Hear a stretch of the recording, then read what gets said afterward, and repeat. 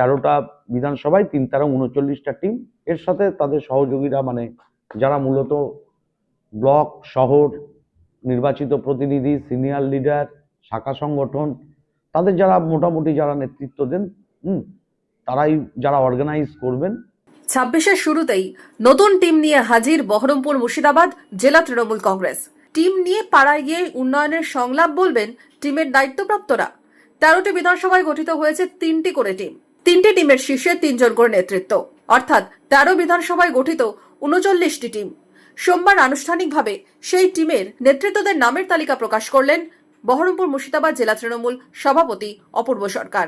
যা অভিষেক বন্দ্যোপাধ্যায় আমাদের নেতা ঘোষণা করেছেন, আগামী দিন বহরমপুর মুর্শিদাবাদ জেলা মানুষের কাছে আমরা এই বার্তা আমাদের সমর্থক, কর্মী, নির্বাচিত প্রতিনিধি সকলে মিলে নেতৃত্বরা নিজেদের উদ্যোগের মধ্য দিয়ে প্রত্যেকটি বুথের সভাপতি থেকে জেলার সভাপতি সকলের উদ্যোগে আমরা এই যে আমাদের কর্মসূচি, সেই কর্মসূচিকে সফল করতে চাই।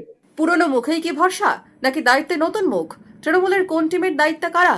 যে দায়িত্ব দিয়েছেন সেই দায়িত্ব অনুযায়ী বহরমপুরে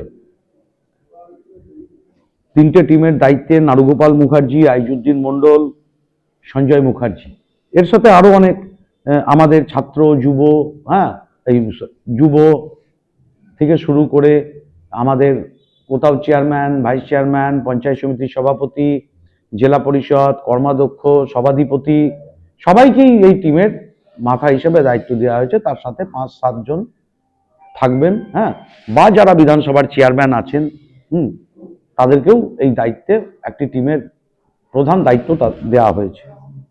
বেলডাঙ্গাতে যেমন হাসানুজ্জামান আছে মূল দায়িত্বে, রবিয়া সুলতানা আছে একটা টিমে, অনুরাধা হাজরা ব্যানার্জি একটা টিমের দায়িত্বে আছে।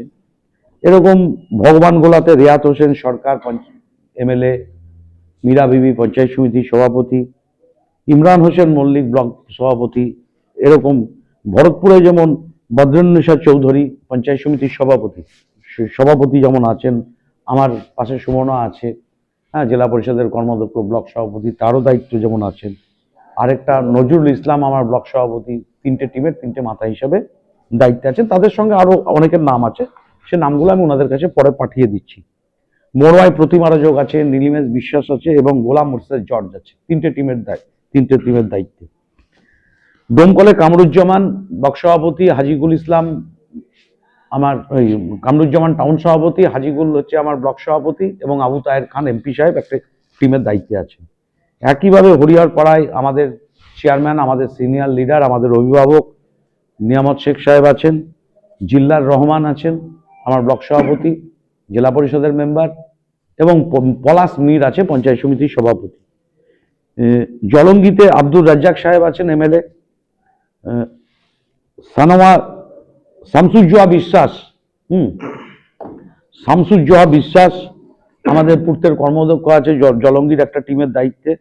কাবিরুল ইসলাম পঞ্চায়েত সমিতির সভাপতি জলঙ্গি, তিনি একটা টিমের দায়িত্বে আছেন।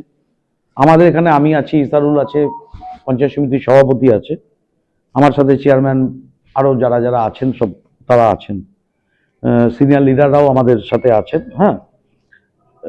মুর্শিদাবাদে একটা টিমের দায়িত্বে আছেন সায়নী সিংহ রায়, আমাদের জেলা পরিষদের মেন্টার এবং মুর্শিদাবাদ বিধানসভার তিনি চেয়ারম্যানও, উনি দায়িত্বে আছেন।